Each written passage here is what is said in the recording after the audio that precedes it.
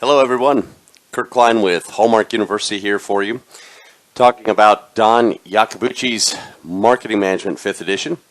We are going to be focused on Chapter 3, Segmentation. If you recall from Chapter 1, we talked about the STP. Segmentation is the S, targeting, and then positioning are the remainders of the STP. But Chapter 3 covers complete segmentation. That's something that we want to focus on today. So let's move right along. In our marketing framework, it is the first of the STP, obviously.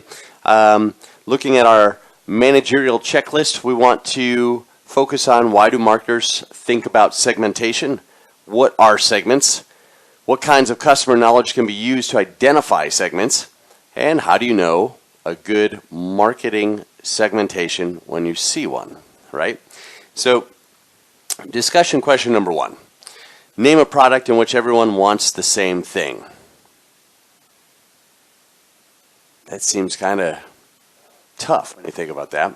First thing that came to mind was engagement rings, and then I thought, well, maybe somebody wants, a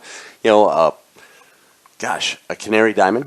So, clear diamonds are out, right? So, think about it. Name a product in which everyone wants the same thing. Electricity? I'd like it to be on. Right? So that's something to think about. So, tough question, right? Name a product in which everyone wants the same thing. We'll have to come back to that one. So, segmentation. Psychologists. Consumers have different motivations that drive their purchases. Economists. Imperfect competition exists. Consumers have unique needs. Marketers, the market is comprised of different segments, right? So segmentation, breaking the market into more homogeneous consumer groups. A single product, price, or promotion is unlikely to satisfy all consumers' needs, right? Hence the difficulty of our first discussion question. So Taylor Swift appeals to tweens. Robert Redford appeals to seniors. Accurate?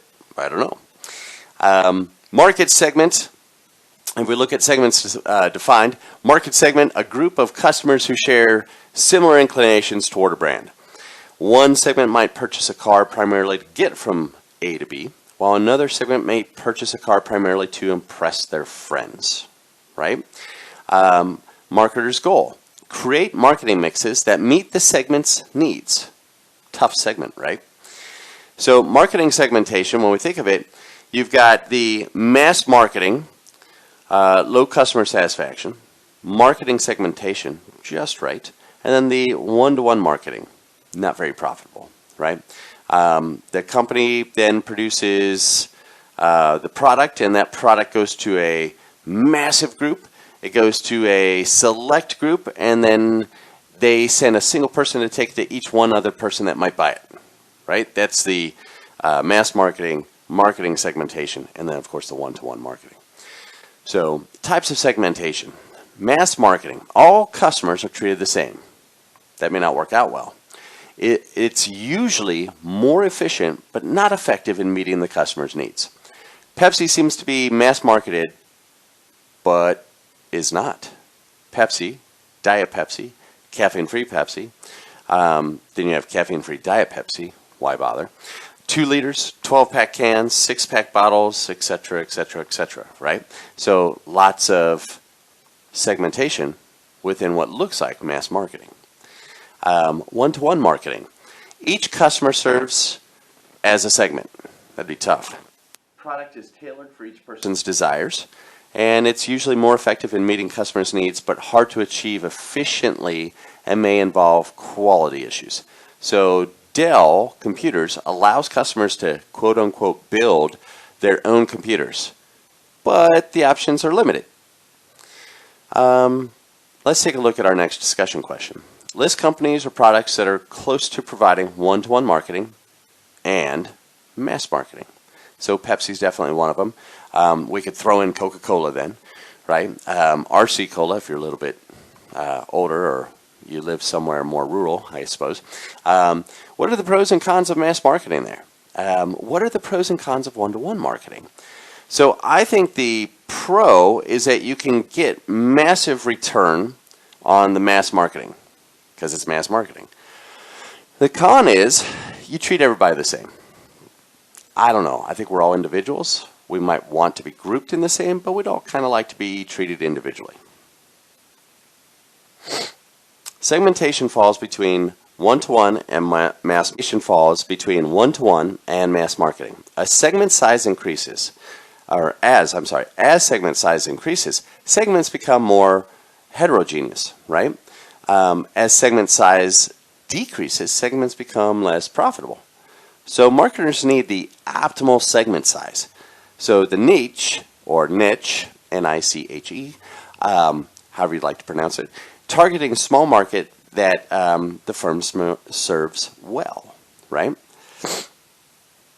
So your basis for segmentation in B2C. Remember B2C from Chapter 2 is business to consumer. So the demographic, you're going to look at age, gender, income, and education, number of kids, marital status, household life cycle, geographic, the country, area, ergo, Northeast versus Southern California, climate, market size, cultural sensitivities, attitudes, awareness, involvement, attributes that are sought, ergo, the quality or the value, price sensitivity, risk tolerance traits like extroversion, behavior. So we've got the media, online, cable movies, magazines, loyalty, frequency, co-purchases, affiliations, political party, alma mater, you name it, right? So that's our demographic, our geographic, our attitudes, and our behavior. Those are the basis for segmenting in B2C. Segmentation, demographics, if we look at the demographics, we're looking at gender, age, household composition, stage in life cycle, education, income, and ethnicity. And a lot of people might look at each one of those and tear them apart a little bit more and ask why, right? Demographic variables are clear and easy to recognize. However, they border on being simplistic stereotypes. Think about that for a second. What stereotypes come to mind when you think about those particular demographics, gender, age, household composition, stage in life cycle, right? Are they baby boomers? Are they Gen Xers? Are they millennials? Education, does that matter? Is it a stereotype? So somebody who's uneducated makes less money? Pipeline welders make somewhere around $250,000 plus a year. Do they all have PhDs? Is that necessary, right? So think about the stereotypes that might break down there. So segmentation, if we think of the geographic side of things, geographic distinctions between customers can change preferences or needs. Cultural differences can exist between countries or within a country. Southern USA prefers spicier food. But do they? Urban living is different than small town. Is it? New York City residents want smaller dishwashers. Not if you have 10 kids. Right? Think about it. Hot climates require different products than cold climates. Minnesotans need snowblowers. Texans don't. So segmentation, you've got your geographic, demographic, combining geographic and demographic. That's another one, right? That information can be super powerful. So when we think about the affluent, 25 to 44 years old, 45 to 64 years old versus the less so, right? So if in the affluent quadrant, we can look at kids in cul-de-sacs. Kids, suburban, upper middle income, homeowners, college grads. If we drop down to the less so, family thrifts. Kids, urban, small city, lower middle income, renters, some college. If we switch over to the 45 to 64-year-old, the quadrant shows that money and brains. Maybe kids, urban, upper income, homeowners, graduate plus. Less so on the 45 to 64-year-old. Mobility blues, no kids, urban, small city, lower income, renters, some college, right?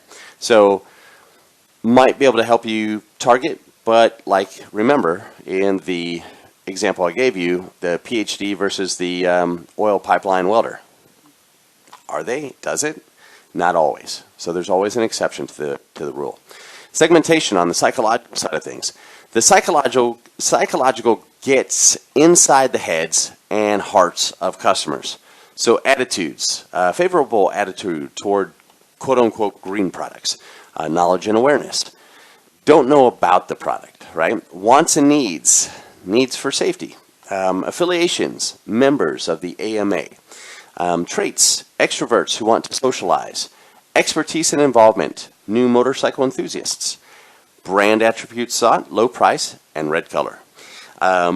Risk orientation, risk adverse, late technology adopters, something to think about. Aspirations, want to be a better cook.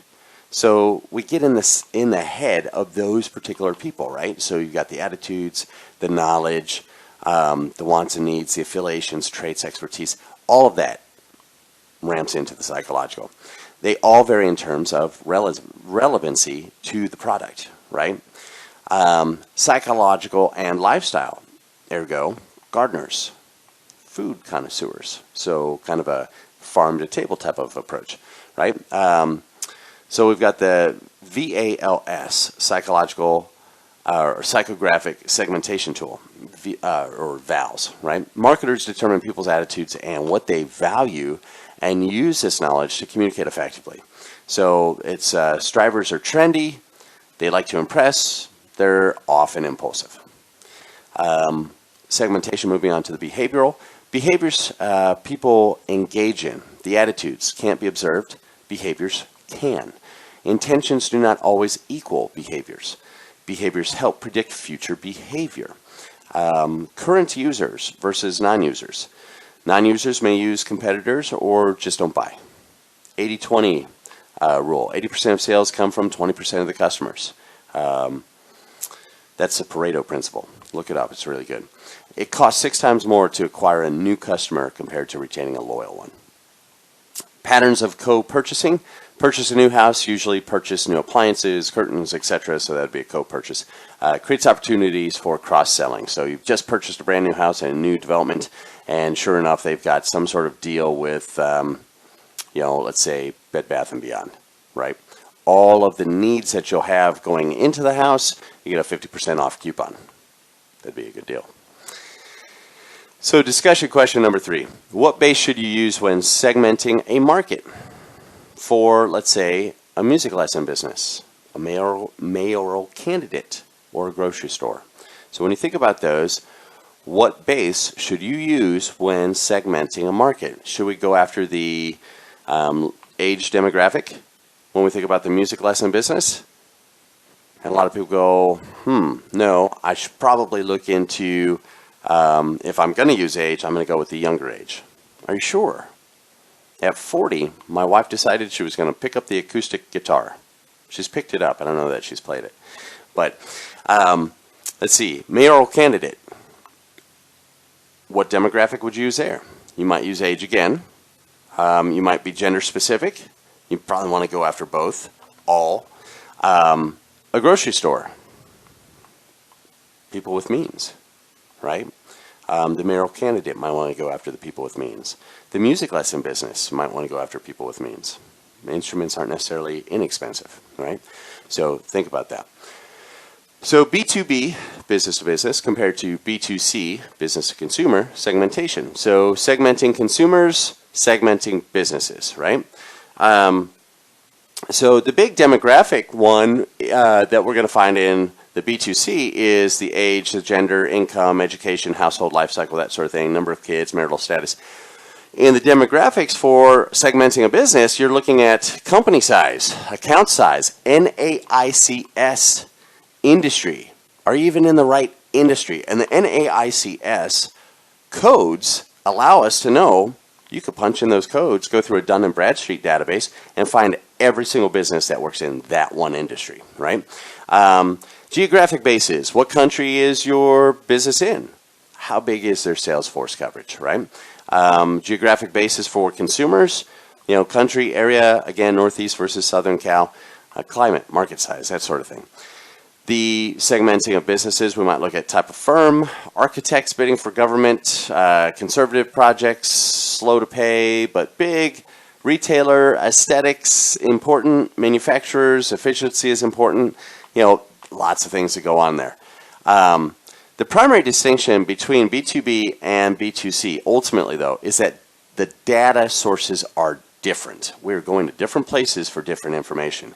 You might be able to use the Census Bureau to really get some great data and mine that.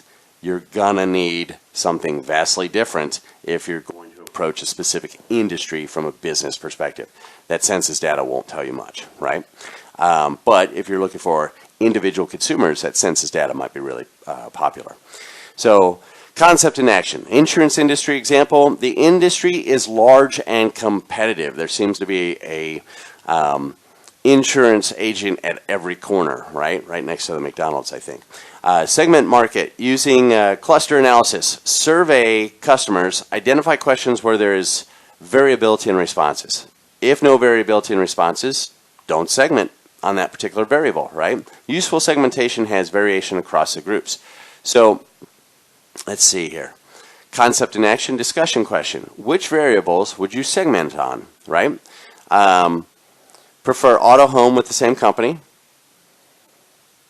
Would switch to save 10%. So, when we look at those variables, looking at the PowerPoint that we've got that goes along with this lecture, it's tough to say, prefer auto and home with the same company. Why? Right? That's the segment you'd want. The people that answer definitely would to that particular question. That's your segment. Those are the people that you want to go after. It seems like it's an even split between those who would switch to save 10% because it's such a hassle. You have to go get your VIN number. You have to get all kinds of information about your home. It's kind of a nightmare, right? So if you don't have to switch, that's so a plus. So which variables would you segment on? So how to segment the market. Iterate between two approaches, managerial, top-down ideation, and customer-based, bottom-up customer needs assessment, right? Doing both approaches is important. Managers may hold beliefs that are not consistent with systematically gathered data. So to err is human. So the human element might mess that up some. Begin with understanding the marketplace and then gather your information on the customer's perspective. A segment may look desirable in terms of size and growth, but be saturated with competitors and not consistent with firm goals, right? If your goal is to grow and become a nationwide product and the nation's already saturated with a dozen of those products, the lucky number 13 has to be something amazing or it's just not going to get up off the ground, right? So how to evaluate the segmentation schemes. So does the segmentation scheme have data to identify segments? If it doesn't, we're in trouble. So like I said earlier, census data available but may not be useful.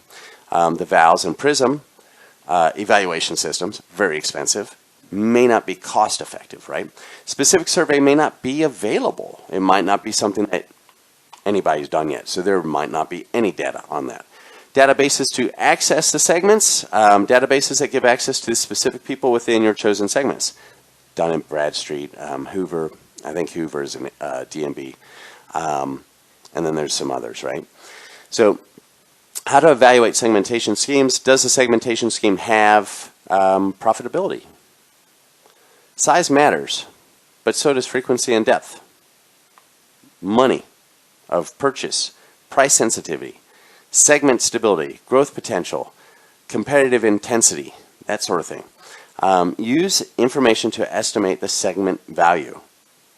If you think there's a lot of mining to be done in that particular segment and there's lots of potential there, then it might be very valuable and cost effective. Ergo, the ROI, your return on your investment, is great. Be careful not to segment too narrowly, right? So determine what matters to your product. It's kind of up there with the law of diffusion of innovation. You don't want to get too tight on that segment. You have a whole bell curve to work with. So figure out where your ceilings are and your basements are in that particular bell curve. Does the segmentation scheme fit with corporate goals? Consider your firm's goals and image. So Sub-Zero, high-end refrigerator, does not fit with the low-end refrigerator market.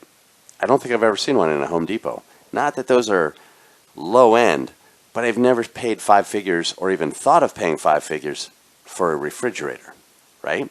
So Sub-Zero, high-end refrigerator, does not, quote unquote, fit with the low-end refrigerator market. So where would you find them? Does it fit with the corporate goals? Going into Lowe's might be a higher end versus Home Depot. Who's to say, right? Actionable.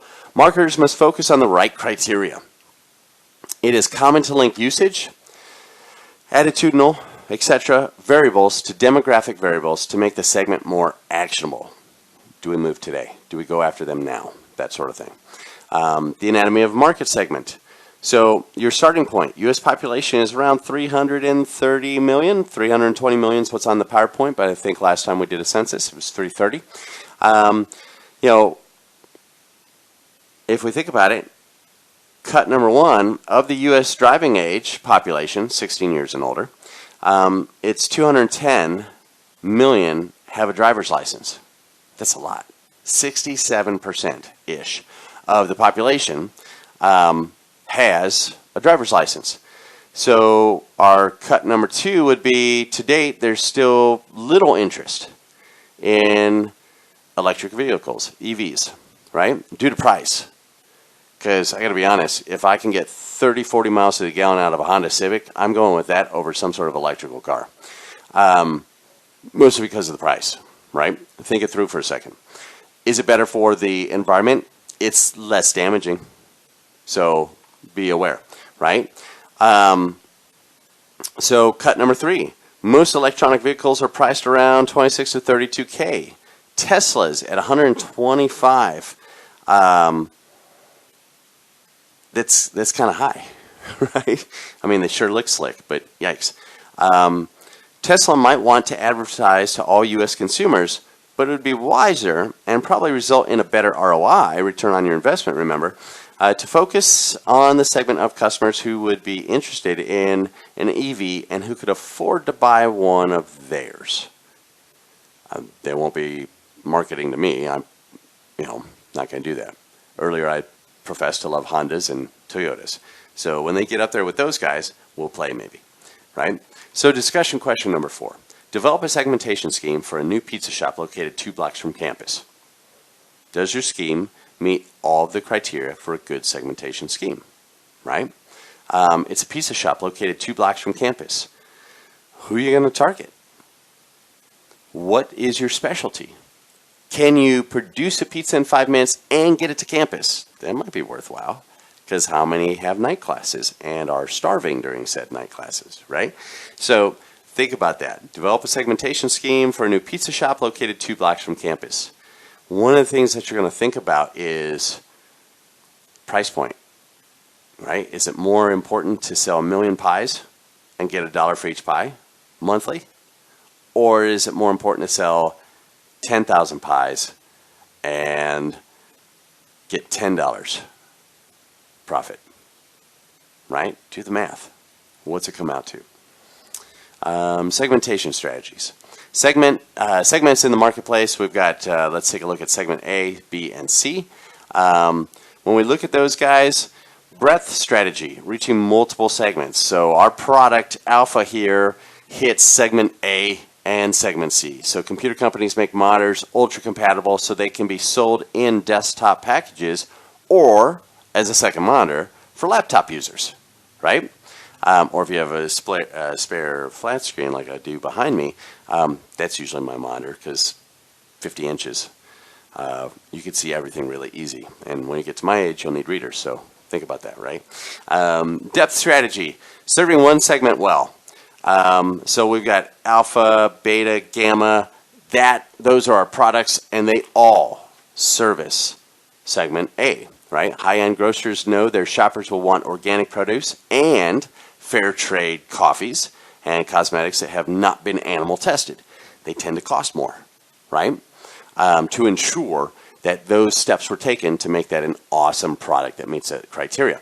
So when we think of the depth strategy, serving one segment well, Whole Foods, Central Market, right? If those are places that you would never shop and it's because the price is too high, then we can assume that you don't fit within segment A, where organic produce and fair trade coffees and cosmetics that have not been tested on animals are not important to you. Then we've got the tailored strategy, customizing for segments. So lots of beverage companies, right, fit into this. They follow this tailored strategy, targeting Coca-Cola to youth and Diet Coke to their parents, or macho beer to men and light beers to women. Although it seems like everybody drinks Mick Ultra these days, so who knows, right? What that means is your Coca-Cola is your alpha product that serves segment C, and your Diet Coke is your beta product that serves segment A, right? So just different strategies. Discussion question 5. You are currently selling pizza to college students. Discuss at least 2 methods to expand your pizza shop business. We do print ads, we do ads before movie trailers, we do search engine ads. If this is that same pizza parlor that's 2 blocks from campus, I'm thinking we need to make inroads with the folks that call the shots at the school. Right? Gluten-free crust, it's good for your students, protein builds brain power, let's get it to them right before they have a test, that sort of thing. Let us sponsor a few of your meetings or, get-togethers. How would you expand your pizza shop business? Would you focus on just going after men and women? How would you do it? Age? What would you do? So, managerial recap here. Segments should be profitable. First one on there. Identifiable, right? Because if you can't identify it, who are you talking to? Accessible. Actionable. Got to get going. Compatible with company goals. I am currently working on building a second company, and that company is going to have to compete with companies that are 60, 70, 80 years old. Why we would do that? I don't know. But what I do know is everything we do, our segmentation is compatible with our goals. Otherwise, why do it? Because we're going into a very tough competition. Marketers create segments because customers vary in preferences. It is usually impossible to please all customers with one product. Find your segment. Find a big segment. I've always told folks, if I could find people, 1 million people to give me $1 and figure out how to market that appropriately, I'd have $1 million. Now, if I could figure out how to do that monthly, I'd have $12 million a year, right? So, can't please them all. Out of the 8 billion people on the planet, I just want to connect with 1 million, right? Market segments are groups of customers with similar reactions to the company's brand, so kind of a tribe, if you will. Segments can be formed on nearly any kind of differentiating information. Let's say your favorite color is black. All right, you may not be goth, but you just like black. Think it through, right? Segments are best created by iterating between the managerial understanding of the marketplace and good data that may be processed via cluster analysis, right? To identify similarities in purchasing propensities. So managerial understanding of the marketplace is one thing. That's your belief structure as to how the marketplace works. And then you do need that good data, because without properly mined and separated out data, you're kind of lost. It's just your opinion. Segmentation schemes should be based on data, right? Because then they're very focused. They're very rock solid. Sustained by a database to help access the customers. Profitable enough to serve. Sensible with respect to the larger corporate goals and planning. And finally, actionable. If you're stuck, you're stuck. If you're taking action, you've got movement and momentum, right? All right, so that is the end of our chapter. Join us next time. Have a great day.